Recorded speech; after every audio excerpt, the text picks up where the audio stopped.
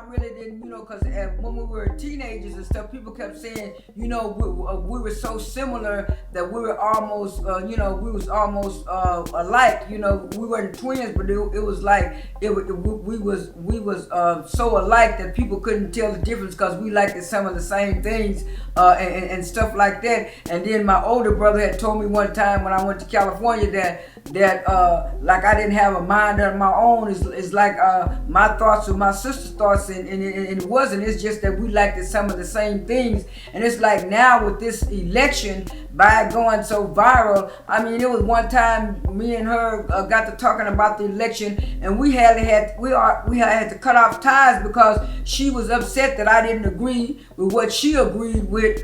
As far as this Trump, Biden, Harris election and stuff like that, and it was like yesterday, it was the same thing. It was like when she called to tell me about the results and stuff, and like I had told her, I was feeling okay and stuff like that, and everything was fine. But then she kept saying, "You don't act like you all happy. You don't act like you all enthusiastic about it." And I'm looking at, I have a chronic back pain. I have been diagnosed with lumbar muscle strain, and so it's not like that I can just pick up and run and do this and do that. It like I told her, some days are worse than others, but I have back pain every day, all day, and it's like I have to keep explaining to her, it's not that I'm not enthusiastic about Joe Biden winning, but I have been waiting up for the last 4 nights to see about this election, and it was like when they kept saying Wednesday and then Thursday, and by the time Thursday came,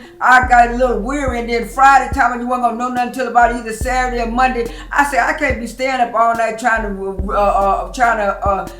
do no election results, because whichever way the wind blows, I was still gonna be affected by it some way somehow. But in her mind, it was just to get Trump out, get Trump out, get Trump out, get Trump out. That was fine that you got Trump out, but then it was like when I was telling her, my situation's not gonna change. Well, your situation wasn't gonna get no better for Trump.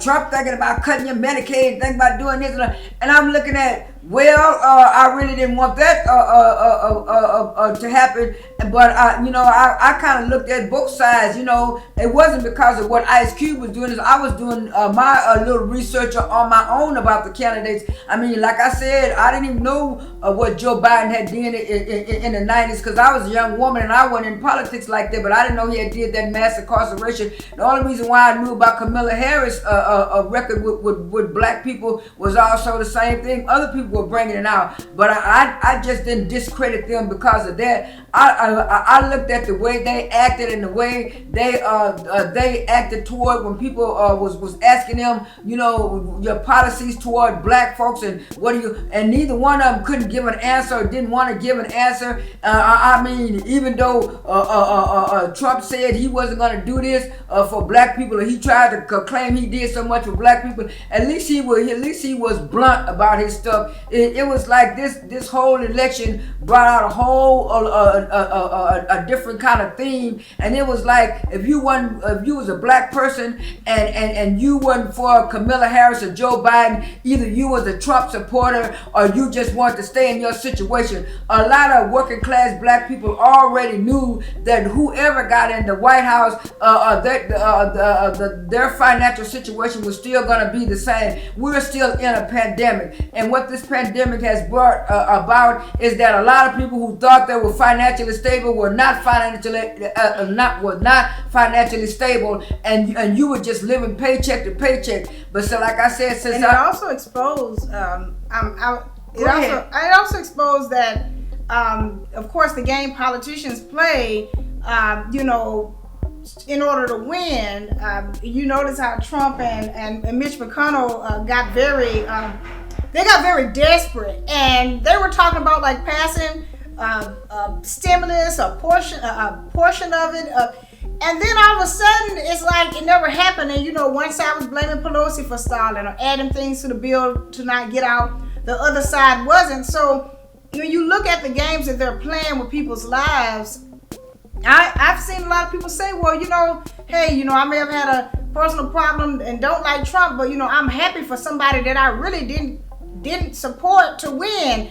And so I look at it that it's just it's 2020. It's a really confusing time for people, because whether you supported one side or didn't support the other side, I just look at it that so much to me, so much apathy has been exposed, where people's lives are being played with. And I was telling somebody online that I think a lot of people in the Black community, we know about it, but I don't think we really understand how globalism and globalization has affected our lives and our families' lives. And because we are not looking at it from a policy of how it affects the globe and how it affects our lives when it comes to business and jobs, a lot of times we don't see the game that's being played on us. And I just look at it that I agree with her when it comes to toxic relatives. I won't take it out of politics, because that's what we're not really. We were supposed to be talking about more toxic relatives. Is that everybody's looking out for their own interests, and instead of talking to people and understanding why they move the way they move, and why they chose to vote the way they vote, it's really nobody's business. I do see a lot of bullying and a lot of shaming, but it's almost like you did all this bullying and shaming and calling people and asking them to vote and asking them to do what you want them to do, but you're not asking them how they are doing in their life, and you're not calling them after the fact to see what is going to happen next policy-wise, where their life improves. You're celebrating because somebody's gone, but to me, the celebration should be when there are policies and things that work in your favor. So with this pandemic, a lot of people don't have work, and they are, even their businesses, a lot of people close their businesses, and it's just I don't know, it's almost like it takes something like this to bring out the worst or the reality of what's going on in people's lives. I think maybe with our personal lives, we saw the reality, but we also saw the worst in some of our relatives, where it was showing what was really happening to them, that they were really struggling and they were lying. Yeah. And what they did is, when people lie, they project and they throw it up on you and they tell you, but you all need to vote, you need to do this, but they want you to do it for them. And like she made her decision, for her reasons. And this person is trying to bully her. And it's just, to me, it's just I don't know. I'll go ahead and let you finish. And like she said, the bullying and the vote shaming and all this kind of stuff. And it's like when you bring up your life experience, if you voted for this person, you might no. And it's like and it's like you live a middle class lifestyle because you work for the city of Los Angeles, and even though you work for the city of Los Angeles, you never had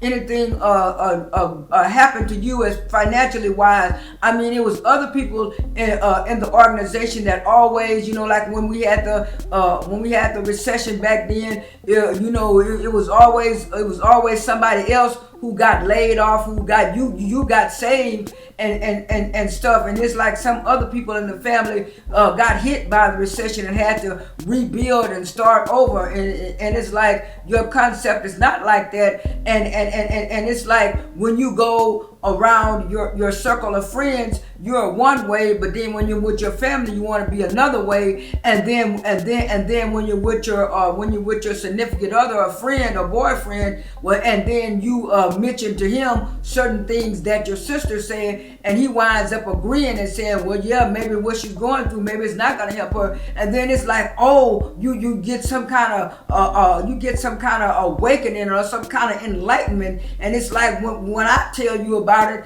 it's like you want to go back and forth and argue with me and say I'm wrong and call me all kinds of names because I don't agree with you in your tactics and stuff. And it's like, why are we arguing? We're both going into middle age. She's already middle age. I'll be middle age in about 2.5 weeks. We're in our late 50s, early 60s, and stuff like that. And we're arguing and complaining and fussing over these elite white people that don't really care two cents about us, and when we're getting our blood pressure and stuff up high. And like I said, I already had some health problems, but earlier in the year before the pandemic, I found out I was pre-diabetic, so I have to watch my weight, watch my food. I have all other kind of other stuff that I have to be worried about. And because I wasn't excited, because she felt that I wasn't excited enough about Joe Biden's win, that something was wrong with me. And it was like I just had to cut the conversation short because I was tired of trying to give my point across, trying to argue.